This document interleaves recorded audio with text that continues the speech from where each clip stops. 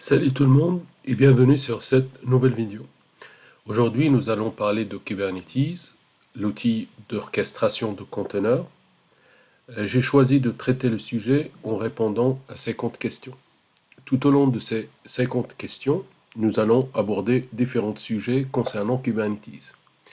Définir Kubernetes, l'architecture de Kubernetes, les objets qui composent Kubernetes, la sécurité de Kubernetes, le réseau Kubernetes et ainsi de suite. Première question.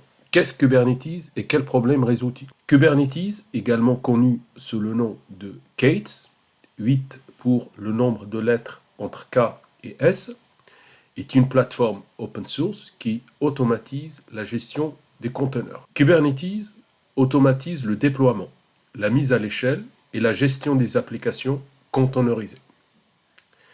Kubernetes fournit des mécanismes pour déployer, maintenir et mettre à l'échelle des applications. Deuxième question, c'est quoi l'architecture de base de Kubernetes? Kubernetes se compose d'un plan de contrôle, qu'on appelle aussi control plan, et de nœuds de travail qui sont les workers. Le plan de contrôle, qui est le cerveau de notre cluster, il gère l'état du cluster, tandis que les nœuds exécutent les conteneurs et les applications. Je peux schématiser l'architecture de base du cluster de cette façon. On a un cluster Kubernetes, il est composé d'un control plan et d'un worker node.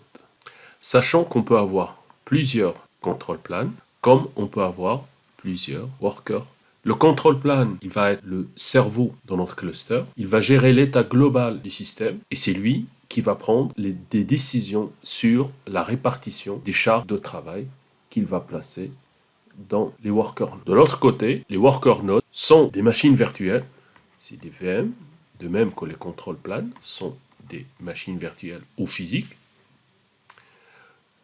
Dans les worker nodes, c'est là où les conteneurs vont s'exécuter. Troisième question, quels sont les composants principaux du plan de contrôle de Kubernetes? On a 4 composants principaux dans notre Kubernetes, dans le control plan de Kubernetes. L'API server, le scheduler, le controller manager et etcd. L'API server, c'est le point d'entrée de notre Kubernetes. L'API server expose l'API Kubernetes, ce qui va nous permettre d'interagir avec le cluster. Ajouter des pods, supprimer des pods, faire des déploiements, rajouter des ressources, et ainsi de suite. Le scheduler attribue les applications aux nœuds. Donc, il planifie sur quel nœud les pods vont être créés. Le contrôleur manager, il surveille l'état du cluster et prend des mesures en cas de divergence par rapport à l'état souhaité. En dernier, on trouve etcd qui est une base de données clé-valeur dans laquelle on stocke la configuration du cluster. Il faut dire que cette base de données, elle contient tout l'état de notre cluster. Pour savoir combien de pods